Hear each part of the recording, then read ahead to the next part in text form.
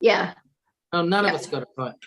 All right, we're ready to start. So I'm just going to kick off then.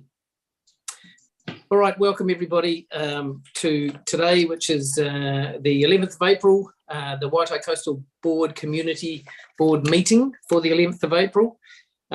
This is being live streamed on YouTube, so best behaviour by everybody, please. Good to see that we have a full house. We have everybody here. So we'll kick off with the karakia, which I will say to the best of my ability, and you're welcome to follow along with the words, but please mute your microphone when you are doing this so that we don't get a cacophony of noise. So unfortunately, you'll just have to put up with me. Whakataka ki te uru, whakataka ki te tonga, kia makina kina ki uta, kia mataratara ki tai, e hiki ana te atukura, he tio, he huka, he hauhu, tihe Māori ora. Thank you, everybody.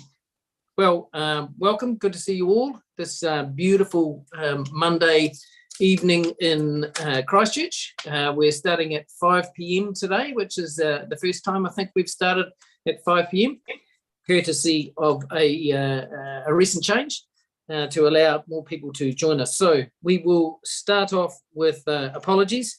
Are there any apologies? Nope, there are none. So we'll move on to declarations of interest. Does anybody have any declarations of interest that they would like to share? I see a lot of shaking heads. Phil, do you want to shake your head? Good work.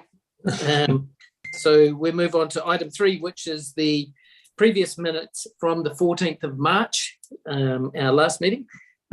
So I'll move that we accept those. Do I have a seconder? Oh, Philip by a thumb. There is a typo in it, but I'll live with it. Okay, thanks. Thanks for your spelling tolerance. So the seconder is Phil. All those in favour, raise their hand. Thank you. So that's unanimous.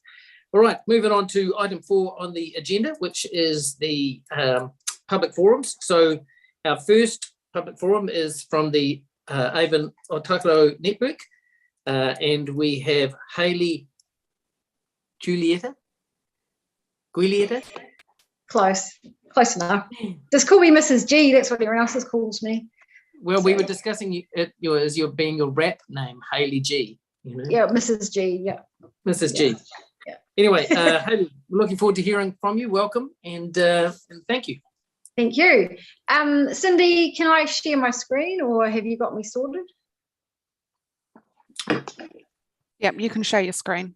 I can. Cool. All right, just bear with me 1 second while I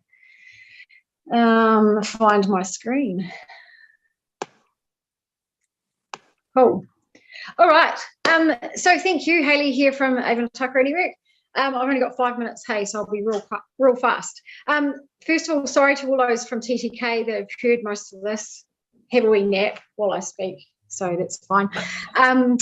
So I'm just going to give you a quick rundown of what Avon's been up to, and then I want to then finish with some things that are shared across most of the transitional projects throughout the corridor, that challenges that we're all having, and I'd like to get the community board's buy-in onto those challenges. So just quickly with Avon Otakaro Network, this last week co-governance was signed off, woohoo, for a committee to be formed, which is fan-diddly-astic and means that I can retire, woohoo. And I'd also like to thank you for the bridge and landing openings, and including the community and local people into those events, which was also fantastic. So our child-led facilitation program is going great guns. We've got 3 schools. We've got Banks Ave in Richmond, the Fito School in the Avonside Loop area near the new bridge. And we're also working with the Christchurch East School in Avon Loop, sorry, Fito's Avonside Loop. Banks Ave have got their huts up, and we were hoping to have them open for this school holidays, but unfortunately we need to get compliance, so it's going to be the end of the month, which is a shame. We've also been working with the Avon Loop Planning Association with the kids from Christchurch East, and they're working together on the long-term plan for that part of the corridor, which is pretty amazing to watch. So that bottom left picture is Scylla, who's been a massive, person in that area for getting things done, and she's been coming and working with the kids to scope that out. And yeah, so that's all going really well. We've got a little project that we're running. I don't know if you remember the gap filler pitch frames, which were in the central city. So they've been decommissioned by gap filler, and we've picked them up. So what we're doing is we're doing a re-photography project throughout the whole corridor, starting in the Avon Loop, going right out to Bexley, where we've found locations that have got really great photographs from the past, pre-earthquake, post-earthquake, and have got activity around them. So some of the ones that we're doing are the Midway Bridge. We've got the farm in Dallington. We've got the Bexley wetlands. So we've picked locations right throughout the whole space so that we can get people engaged in getting out there into the corridor, but also taking photographs and seeing how things change over time. So that's pretty exciting. So we've got lots happening, plus we've got a heap of other projects happening. But I just want to really finish so I can get you asking some questions. Is that there's some real challenges at the moment, not just for the projects we're running, but all of the transitional projects are experiencing the same thing. We're seeing a really big increase in crime, and a lot of these organisations have put a lot of their own money into delivering their projects, and also they're run mostly by volunteers. So to have your thing, to come in to your volunteer day and find that 500 trees have been, well, that's an exaggeration, 50 trees have been removed, or something that you've had commissioned has been stolen or defaced, is quite disheartening, and it's not really encouraging more activation. So, which is what everybody kind of wants, is more activation. So I feel like it's really important that somehow we can address these three issues. We've gone backwards in time, I feel, about the leases. We're now looking at 6-month leases from Lynn's land and month-by-month leases with council land, which is, we fought really hard 5 years ago to get 5-year leases, and we've kind of gone backwards in time. The security is an issue. We've seen an increase in this petty crime since the security team have been removed. So when the maintenance moved to the council, it stopped, and that's been part of the issue. And there's very little transitional funding left in the pot to encourage people to actually engage with the corridor. So I'm going to leave it there because I'd like to have a discussion with these questions. Okay, thank you very much, Hayley. If somebody could remove the presentation so we can actually all see each other again, that would be handy. We don't have a lot of time for questions, but if you've got a quick question for Hayley, and thanks very much for that update, Hayley. It's actually really good to know what the issues are and what the problems are so that we can be aware of them and advocate for them as well. Linda. The crime that you're talking about, the increase in crime, that's really, it's not good, is it? I just wonder, what do you think is a solution for that? So I have been to TK, and I will go to Central as well. I feel like we need to have a collaborative approach with the communities, the police, community board, and perhaps some private security in those key hours. I don't think we need it all the time, but I feel like we need to have patrols in those nighttime hours. Yeah. Are those the key hours? Yeah. So the night, yeah. Okay. Because I mean, you've had the landing, the seating got stolen from the landing, and we've also had just overnight last night, the Avondale Bridge site got completely trashed. So it's not just happening to the community groups, it's happening to the council assets as well. Yeah. That's really disappointing. Yeah. Very. Yeah. Okay. Well, look, thanks, Hayley, for the update. Appreciate it, as usual. And we will see you again, no doubt. Alrighty. Thanks. See Thank you. you. Guys. Bye. Right. So that was Hayley. Hayley G.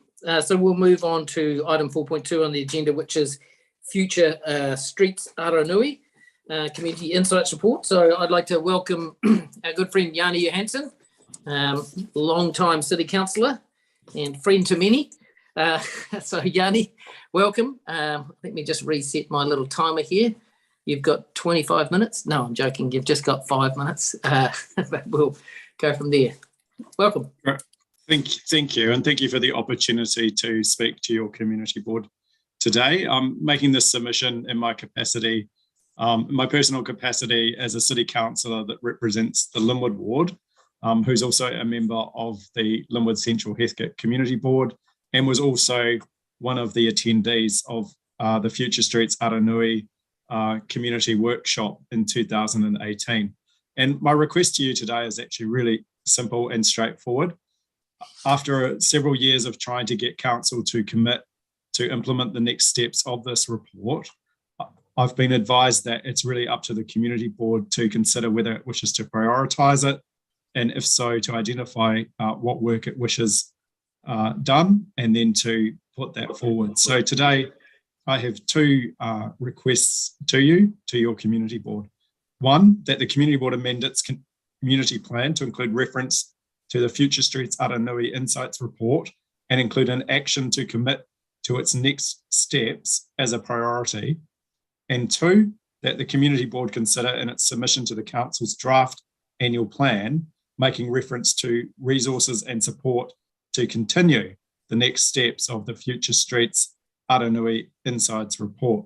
And I just, rather than spend a lot of time, I'll just wanted to quickly just articulate the value of this report, this insight report, and the opportunity that it presents.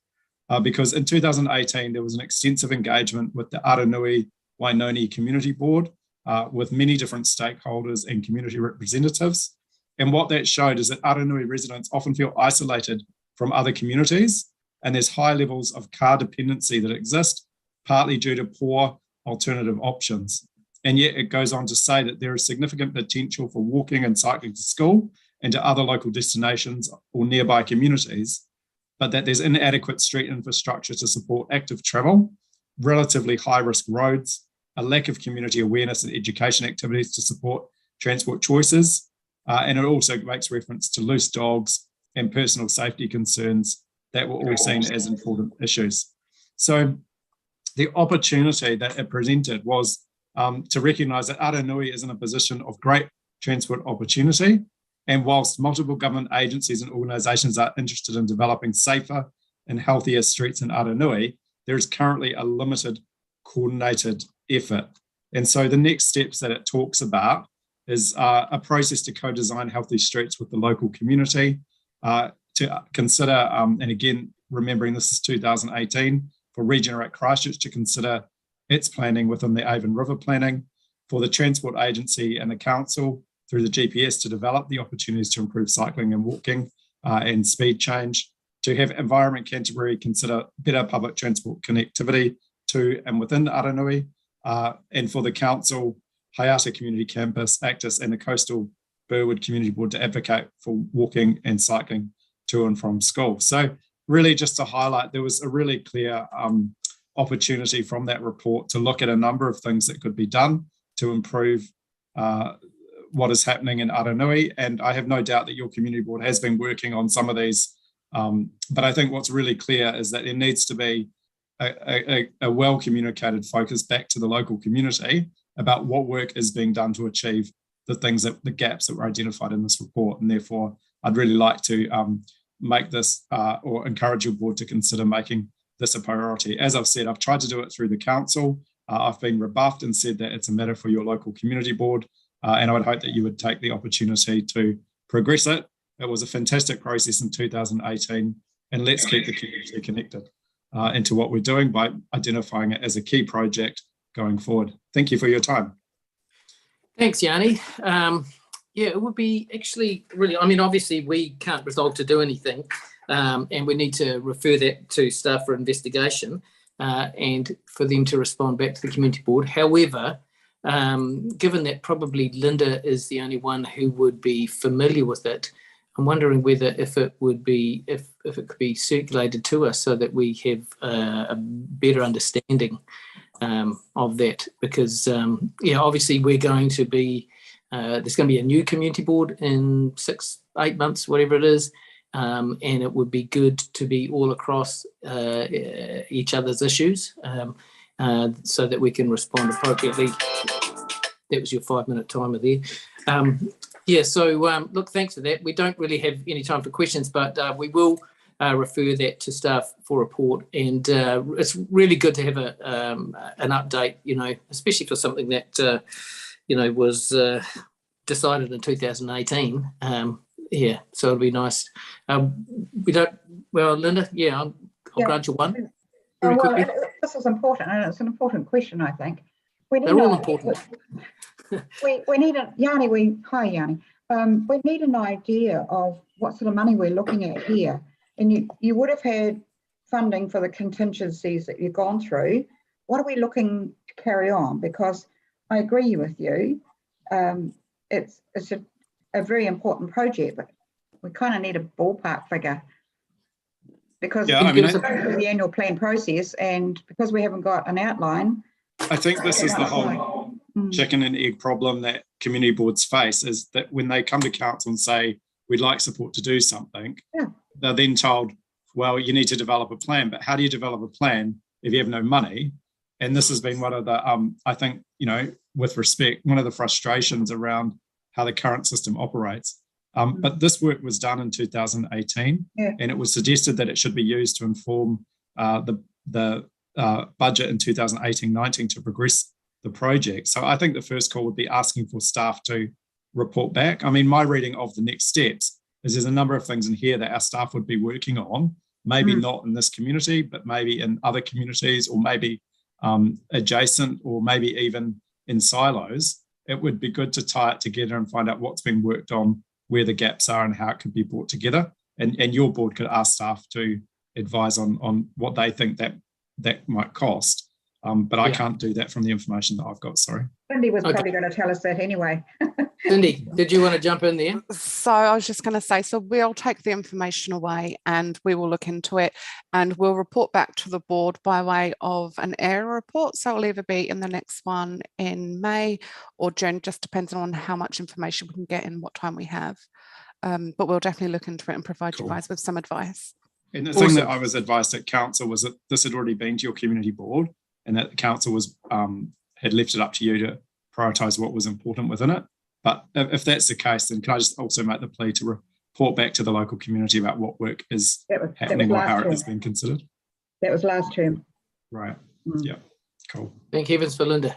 Good work. Thank you. All right. Hey, cheers, thanks, guys. Yanni. Appreciate it. Good to see you. Wave from everybody. Phil, you going to wave? Okay, good. Yeah. Right. Moving ahead to our next item on the agenda. So I do believe we're up to deputations by appointments, and there are nil.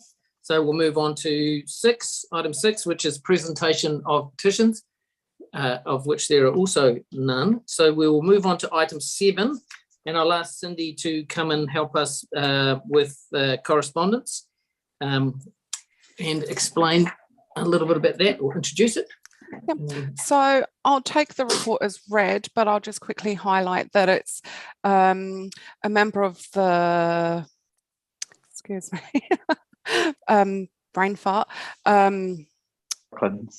Brooklands community. That's what I was looking for. I was Burwood on my brain. So member of the Brooklands community is just helping out the local residents when there was some flooding issues. So it was just to receive the letter acknowledging the residents' great work in the area, and just a suggestion to possibly produce and present the resident with a certificate of appreciation. So if that's my recommendation, so if that's the will of the board, we can ask Emily when she's in Brooklands doing her great community work to maybe present that to him on the board's behalf. Excellent. Thank you, Cindy. You got questions? So we've got Joe and then Celeste. Do we have to move that, Cindy? Yes. Yep. So to receive the correspondence. Can I move that? We do that then? You can. I'll second it. And Celeste's going to second it. Would anyone like to discuss, debate it? yeah, I'm just going to say that it's always great when somebody gets out and does something for their community when and where there's a need. As we've had other evidence of that over the years with flooding, etc. Anyway, so nobody else has got anything to say? No. So, Linda. We did away with the community service awards, didn't we? I don't think they've been done away with. I think other boards have chosen, but we haven't. So where are we at with Chris? that? Because this is a candidate for that. No, so what this board has decided, and similar to previous terms, is my understanding, is that you take a year about. So this year is your Garden Pride, next year will be community service. Good answer. All right. But yeah, I agree, Linda. You know, We could put it under Garden Pride. yeah. Well, that would be special. Taking the water away from flooding the gardens. All right, so it's been moved and seconded, and so I'll put the motion. All those in favour, raise their hand. Joe, you should, since you moved it. Yeah, Yep, I that's did. unanimous. And yeah, so thanks for that, everyone. Okay, so we need to move on to item 8, which is Mohawk 2017 Limited Landlord Consent to Change Accommodation. This is the campground, the rate pricing charges at the South New Brighton Motor Camp. So if we have any questions related to this and to the public excluded part, we would need to exclude the public. But is everybody relatively happy? Does anybody, do people have, no, there's no questions? I'm happy.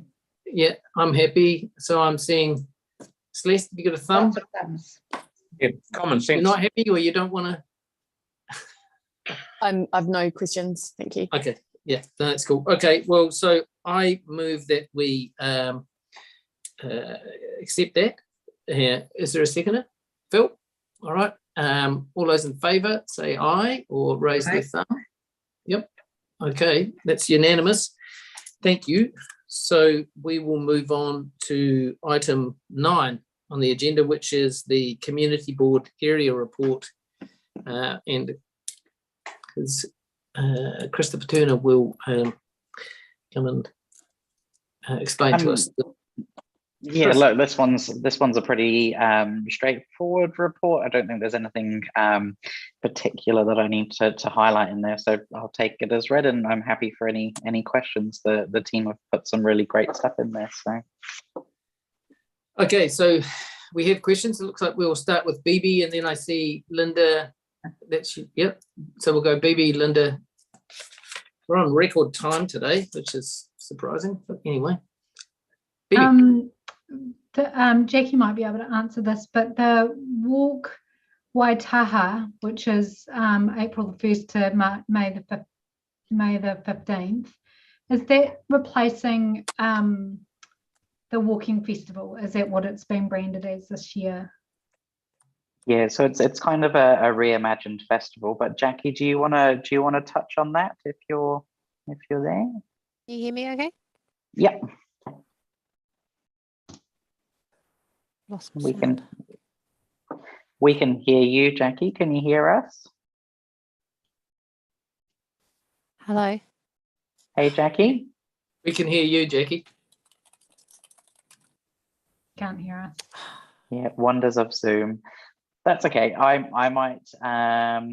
So yeah, essentially, it's kind of a reimagined festival. So I think the idea was not to go out with calling it the walking festival, because it's a lot more self-directed this time. I get it.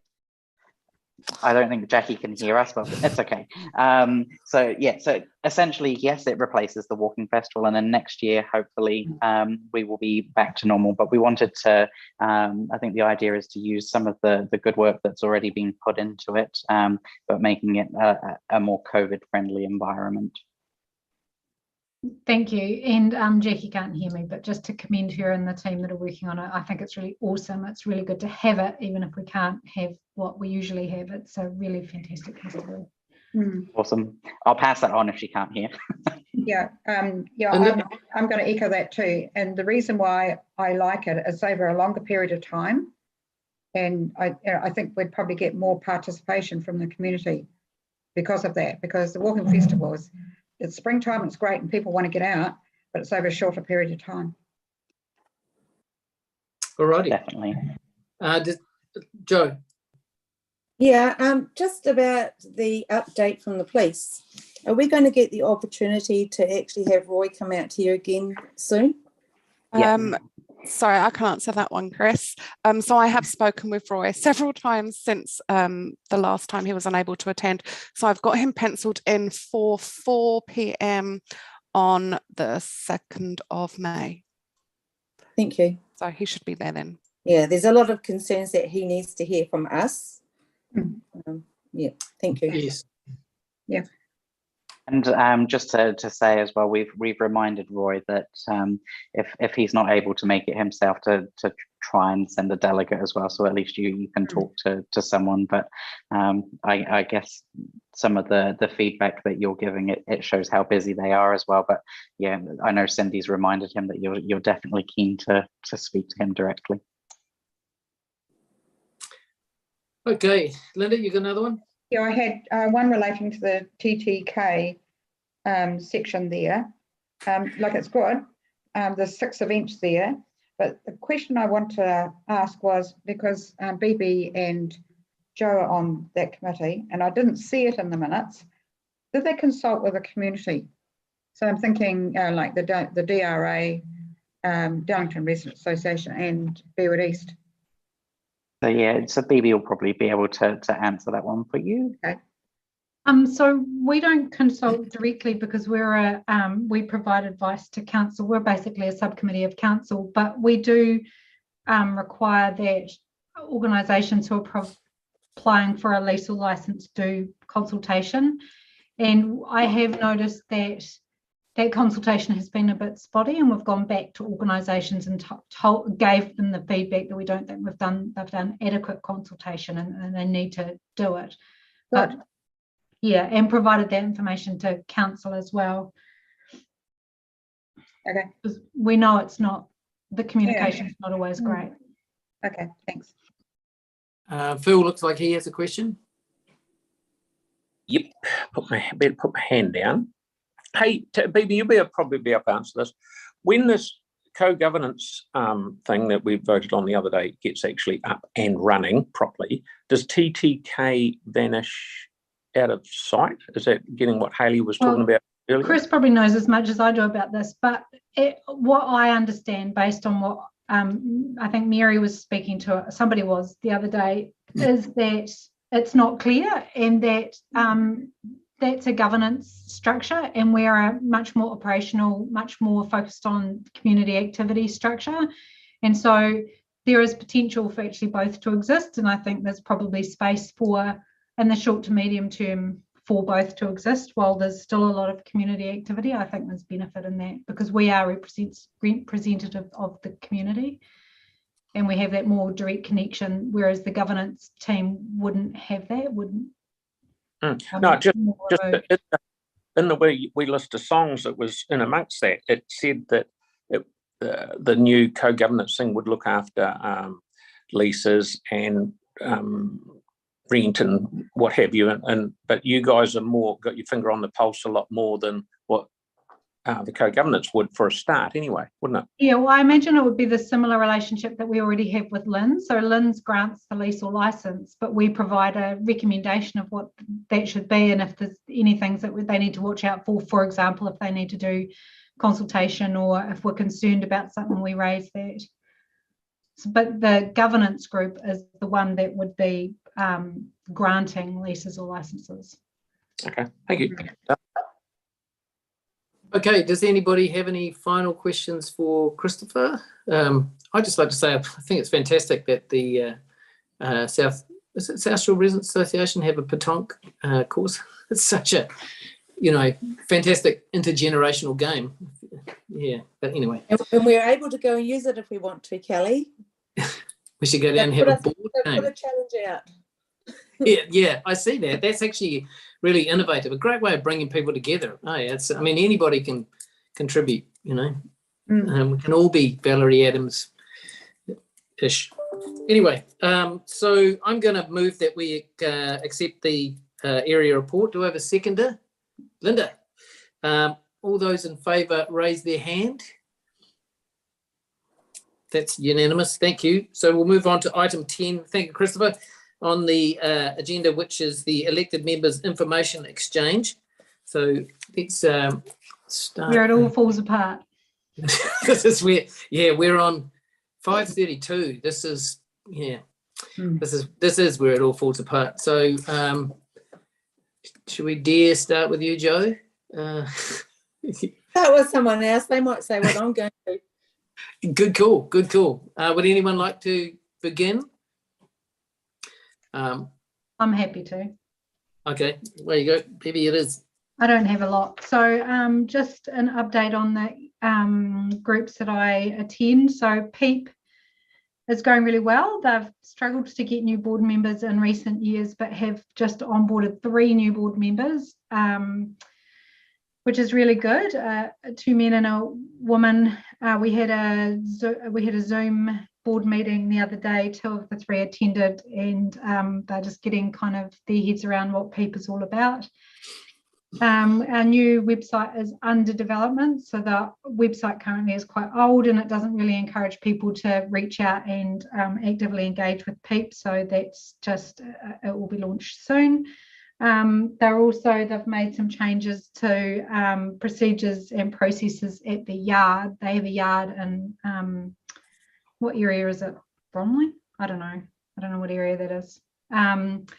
Dyers Road.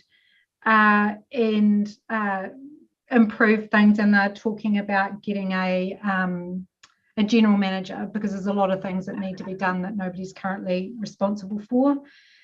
So that's PEEP, really going very well. Some really heavy, good thinking, good talk at the board level.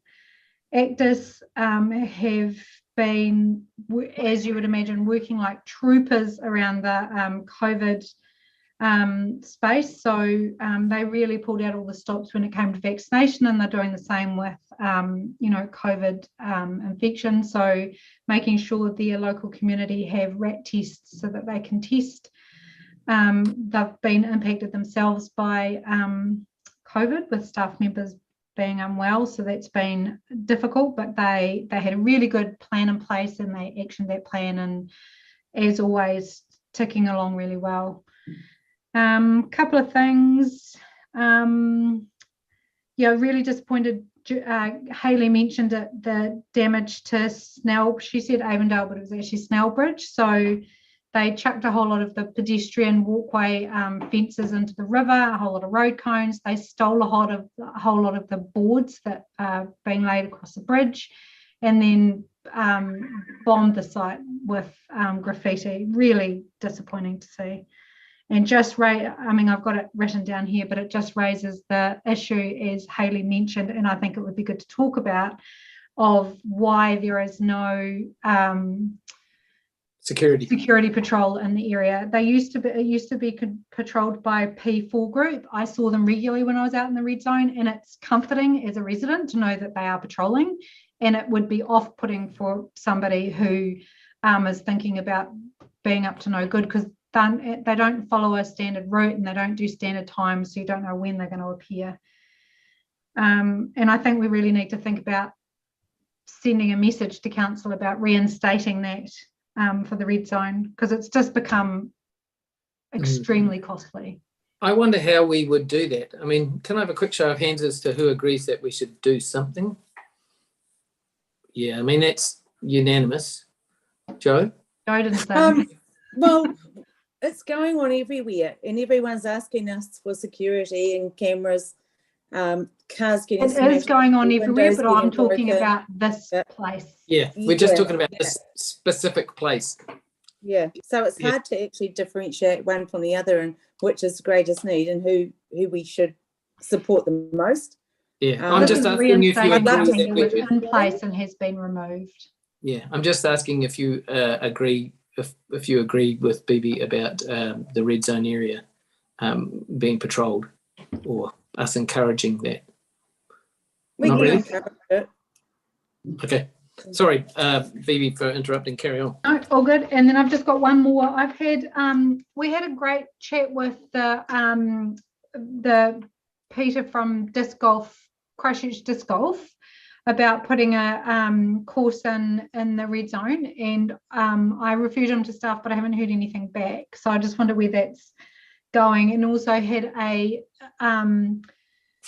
resident just around the corner contact me and said he'd like to have a tournament, a disc golf tournament. He runs a small disc golf course out at Hallswell Crow, but he lives here, so he'd like to actually get more involved in it here. So it would be good to see.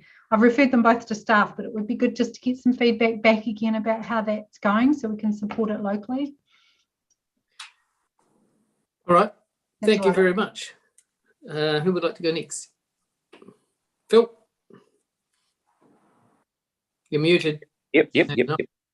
Hey, today I took Leanne down to, and Yanni was there as well, to the old Marion School College in Shirley.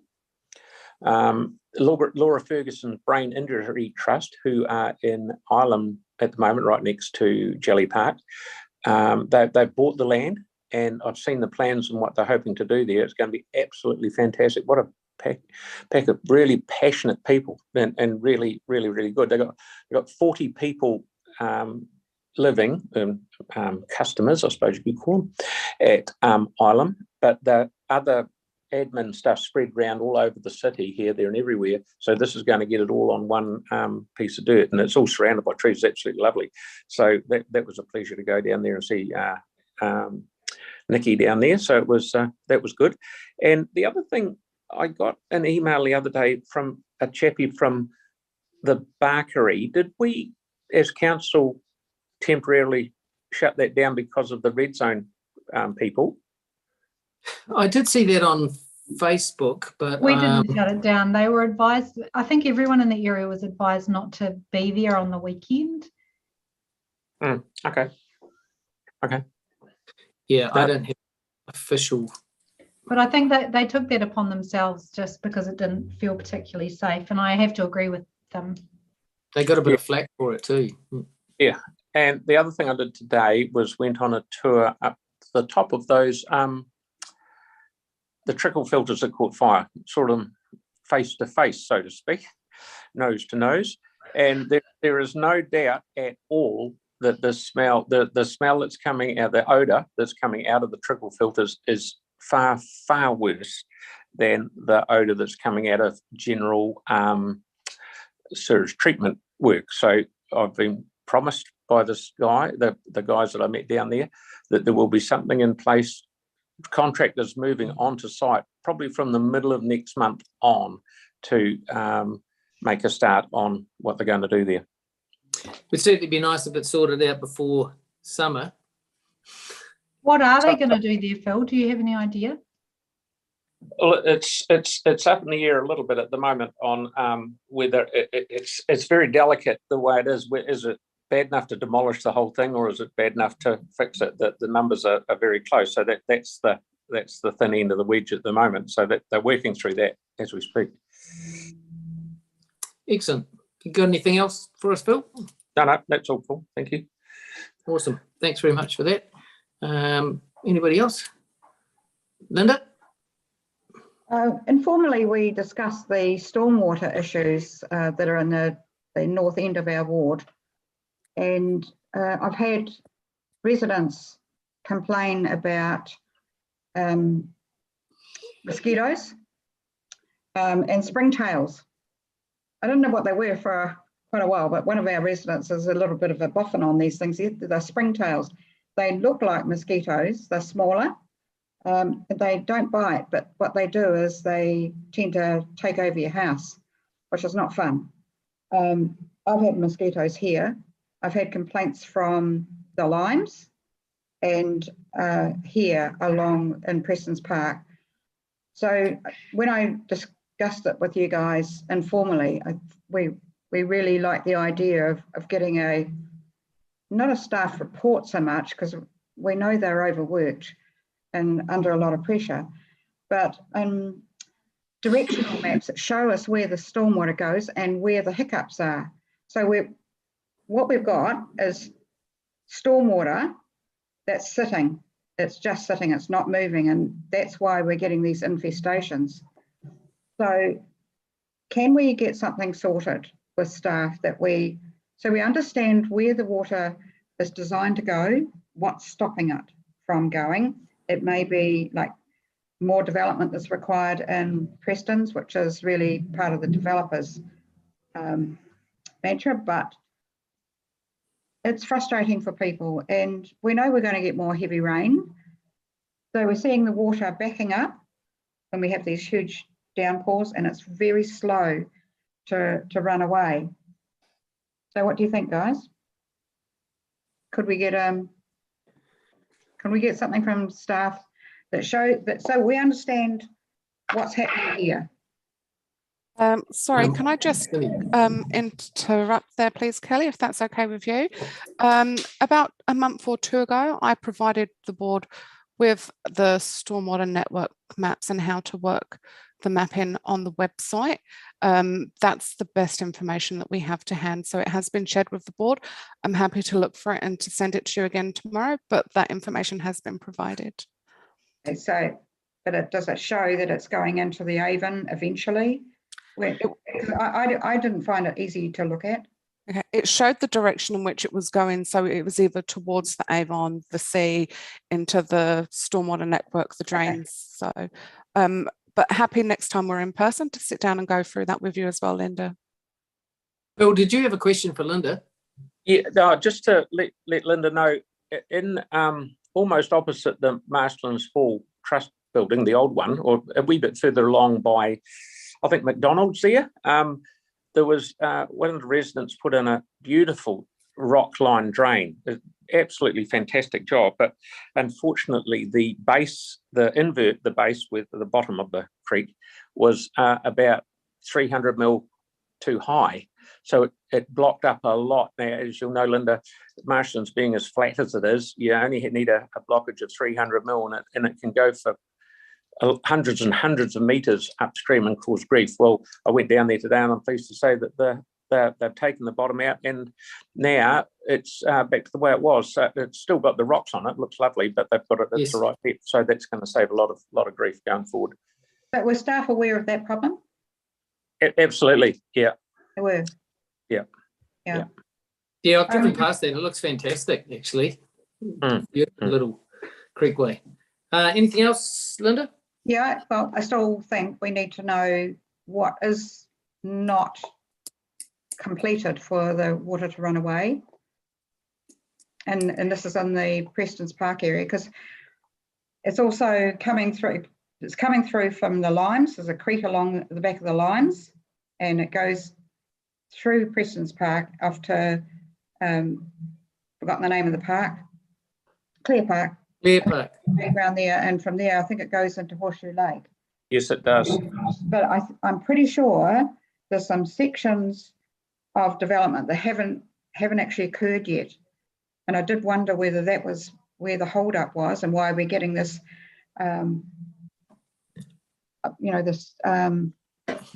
flooding issue that's not draining away.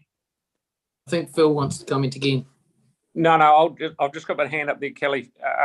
For when Linda's finished, there's something else I just remembered about that drain area. It's not a stormwater problem, but Murray Road thing. I'll just talk about that when everyone else has stopped. I'll stop. Okay. Right. Thank you, Linda. Do you want to go back? Well, actually, Joe, I think you're next, or Celeste. Either of you guys. Let's go. Please, Celeste had a question. No, I was just, you go, and then I'll go after you, Joe, if you want. Yeah, okay. Joe. Right, you ready? Hopefully this works because my internet's been buffering and it's been really hard to hear. So my groups, the museum, had their garage sale last weekend and it's quite successful again. Yes. Buffering away.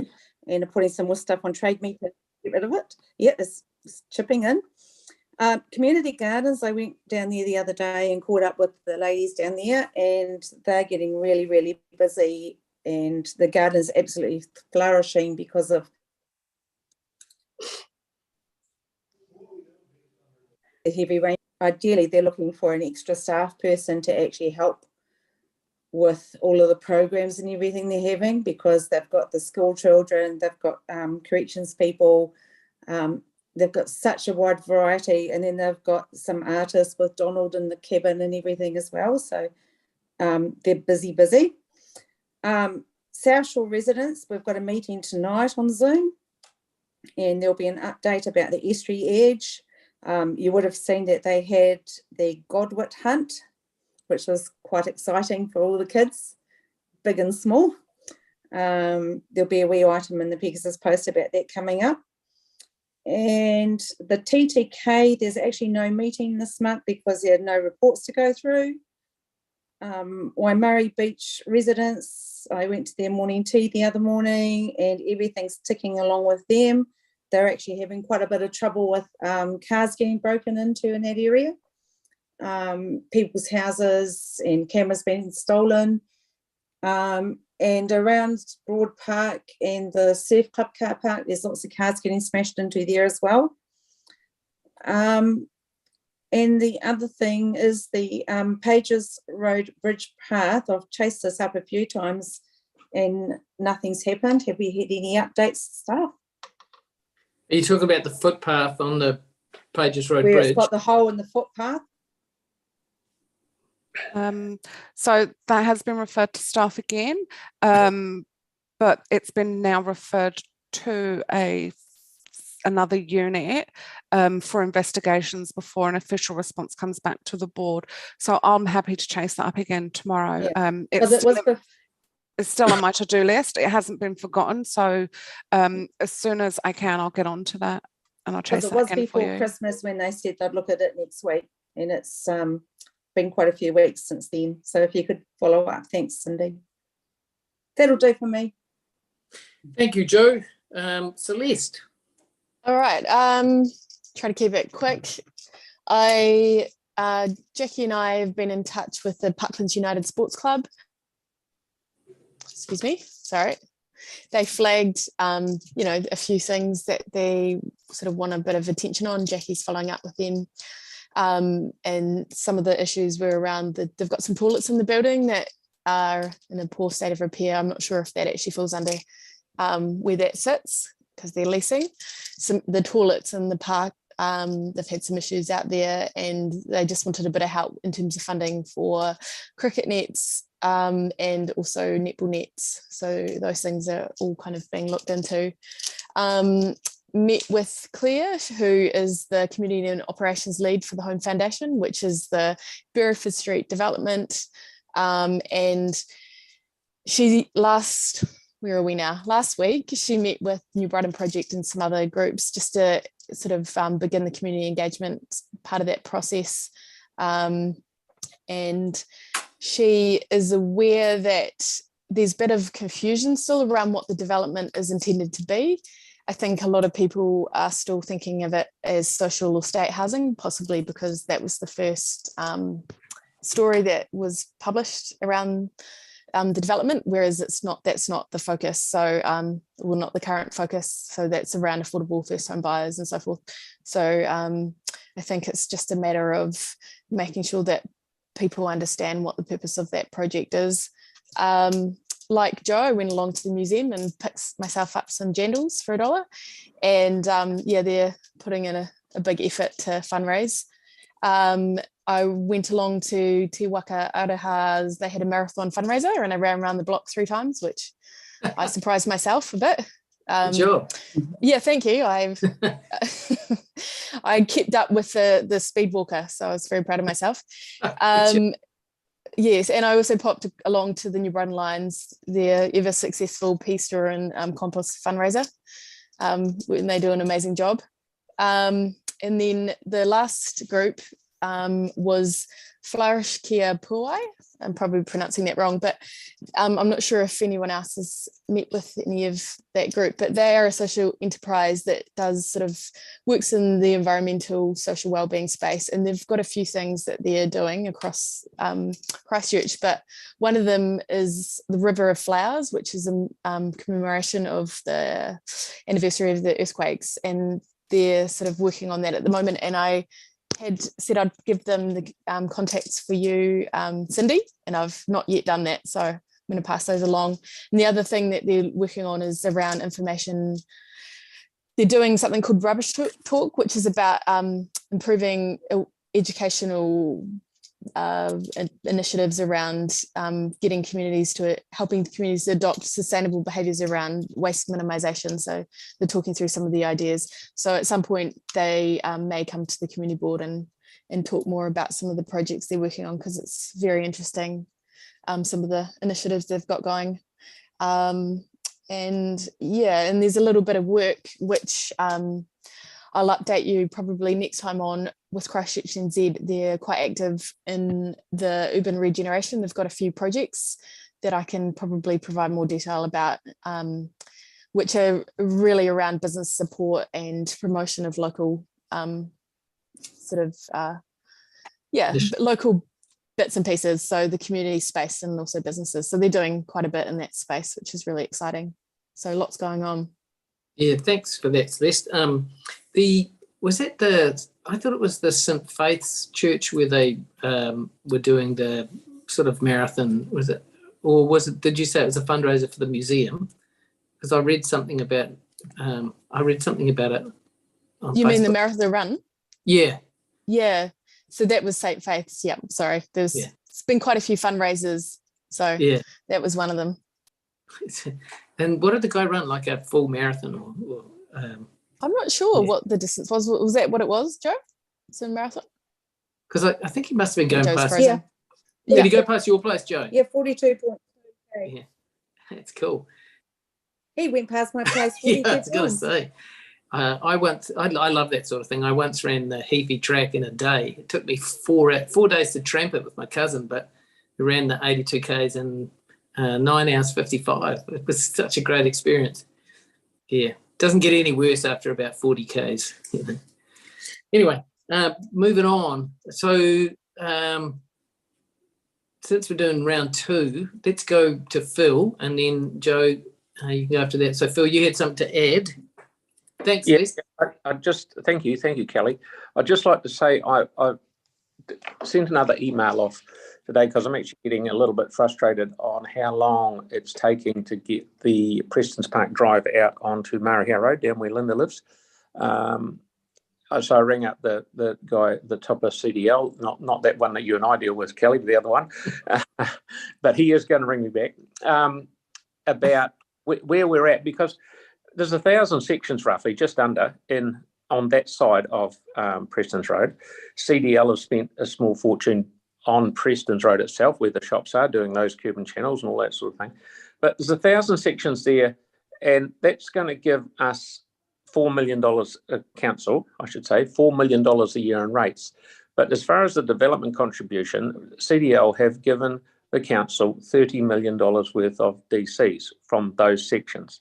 Now, some of what disappoints me is that some of the money that when you collect for DCs, and I'm sorry for anyone listening, that DCs means development contributions, which roughly $30,000 out of every section that's sold in Christchurch is got $30,000 that goes to the council if it's a new section. In amongst that, there's money for parks and there's money for water mains and stuff like that, but some of it is money for roads, and it disappoints me that we're saying from council side we haven't got enough money to do to pay for the road, and they're trying to clip the developer more to pay more than his fair share, when I'd say $30 million. I know not all of that is for roads, but $30 million is a fair chunk of change for any developer to throw at the council. So we should be just getting on with it. And I'm pushing hard to try and get a date that we can start. But at the moment, there's a wee bit of loggerheads going on. So I can't really tell you any more, but I'm pushing it as hard as I can. Oh, well, good luck with those loggerheads. Yeah. It's good to have a bit of an update. Joe, did you have something else to add? Yeah, sorry, I forgot to say that I went to the New Brighton Connections meeting on Thursday down at the South Brighton Surf Club, and the new car park is looking good. Yeah, They had the South Brighton Surf Club, Breslow Max did a talk about surf lifesaving and what they do at South Brighton Surf Club. Then there was a talk from the lady from the Loft at Eastgate Mall about the services that they provide there. And North Beach Tennis Club are coming up to their 100-year celebration. So they're calling for any ex-members to get in touch with them. Great. Yeah, that's me. Good job. Linda, you had something else since we're doing round two? I want to rave on again about the stormwater issue. Yes, the map's fine, thank you very much. It's still a problem, isn't there? The water is not running away, and we've got residents that are getting infestations and mosquito bites. So there's still something to resolve. I needed to gather my thoughts because I was thinking about the info that Cindy kindly sent through. Yes, it was helpful, but it's not actually addressing the issue that the residents are talking about. So I still have something that I really would like the board to act on, please. How do you suggest we do that? By contacting staff and asking them what is holding up the flow of water out into Horseshoe Lake. Because it's not just Preston's Park, it's the Limes as well. Okay. So does anybody else have any thoughts on that? How we might proceed with that? It's a simple statement. What is yet to be done? Christopher. Yeah, so look, it's as always, we support the board as a whole. So if the board are asking for this, that's something that we can go to staff and ask the question. So I guess, Kelly, from your perspective, is the board asking for this? Well, I think they are. I just think we need to formulate a series of questions. So maybe we should take that offline, and Linda, you could lead it, and we could email around just the specific questions that we want answered. We discussed it a fortnight ago. We discussed it informally. So the crux of the issue that I'm hearing from Linda is somewhere around Preston's and the Limes, there is a hold up with the flow of water. Is that the question? And it's that water that's lying, not flowing away, is where the infestations of insects is coming from. So Cindy, I'm sure, is taking a note and can put that to staff. But one question as well: have the residents been logging tickets for this? Because obviously that's always the first thing that we come back to, because that's what staff will look at first. Is this an issue that's been reported before? So if it's been reported before, that always helps us in getting matters resolved. The same for all matters, really. Yep. I put on a link that shows them where to go to lodge their complaints. I would say a fraction of the people that read it actually do something about it. But I still cop it. Sorry, I've got a visitor. It's all right. Excuse me a moment. Would you like to just go in there? I'll hide you. Just go in there. I won't be too. Sorry, guys. No, you're all right. Yeah. So look, we'll take that away and ask the question around if there is something happening with the water flowing around Preston's. Yeah, and I always say to them, hey, this is where you should be making your complaint. Don't bitch and moan on Facebook page. This is the practical way to get your issues resolved. And it's a learning curve for them because they don't have a residents group here. Just like other areas like the Limes, they don't have a residents group to forward these issues on. So that's so just as and it's just a good reminder, and we always try and remind the board about it. And I know it becomes frustrating, or we get the comments back saying nothing ever happens with Snap Send Solves, but they do, because as soon as these issues come up and we ask for information, staff will go into the tickets, look at them, and go, oh, actually, yes, there is an issue here. If they go in and go, oh, no one's actually reported this, you know, so it's a real important reminder to all of you that first port of call is that, and then we can follow up from there is always the best way. That lends strength to us doing anything. Yeah. So what Phil was saying before about the issue out by Liquorland, that's interesting to know that. I didn't know that. And it probably does have an impact over here, but there's still an issue that needs to be resolved. Christopher or Cindy, if someone could just pass something on to council about checking Snelling's drain from Preston's Park down to Clear Park, where it goes under the river, under the motorway to Horseshoe Lake, that there may be a restriction or a blockage or something there that seems to be causing things to back up. So if they could check that in the first instance, it'd be the best thing, I think. I'm sure Cindy's grabbed a note of that. Sorry, could you just specify the locations from where to where? Okay. Yeah, sorry, you go for it, Phil. You go. From Preston's Park all the way down to Clear Park on Snelling's drain. Something's causing a bit of something to back up. Like I don't know, kids might have been building a dam. Not that I'd ever do that when I was little, but yes. Noted. Thanks, guys. Yeah.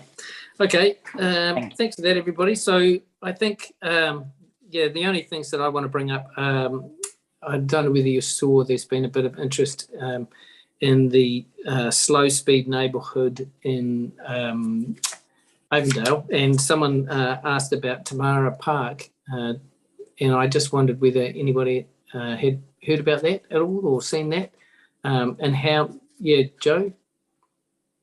Yeah, that's been raised before, about a year and a half ago.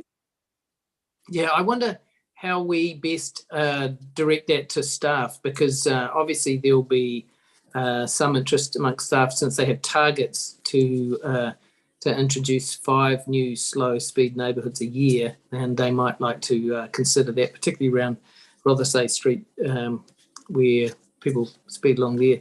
So maybe if Cindy could note that, that might be useful.